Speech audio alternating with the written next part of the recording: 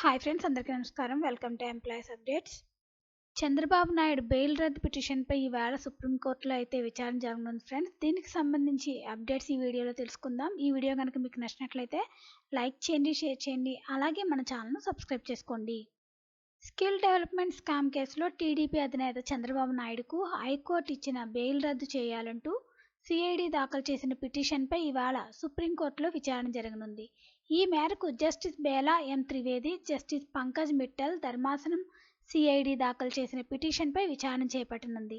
అయితే కేసులో చంద్రబాబుకు బెయిల్ మంజూరులో తమ వాదనలు, ఆధారాలను హైకోర్టు పరిగణలోకి తీసుకోలేదని సిఐడి కోర్టుకు అందజేసిన పిటిషన్లో తెలిపింది. ప్రభుత్వ నిధులను దుర్వినియోగం చేశారని వాదనను కూడా హైకోర్టు పరిగణలోకి తీసుకోవాలని పిటిషన్లో పేర్కొన్నారు. దీంతో వెంటనే చంద్రబాబు బెయిల్ రద్దు చేయాలని సుప్రీంకోర్టును ఏపీ సిఐడి కోరుతుంది. సో ఫ్రెండ్స్, కాగా జనవరి 19న విచారణ సందర్భంగా కౌంటర్ దాఖలకు సమయం కావాలని చంద్రబాబు నాయుడు తరపు న్యాయవాదులు కోర్టును కోరారు. దీంతో ఇరు పక్షాలు తమ వాదనలు లిఖితపూర్వకంగా సమర్పించాలని సుప్రీంకోర్టు ధర్మాసనం తెలిపింది.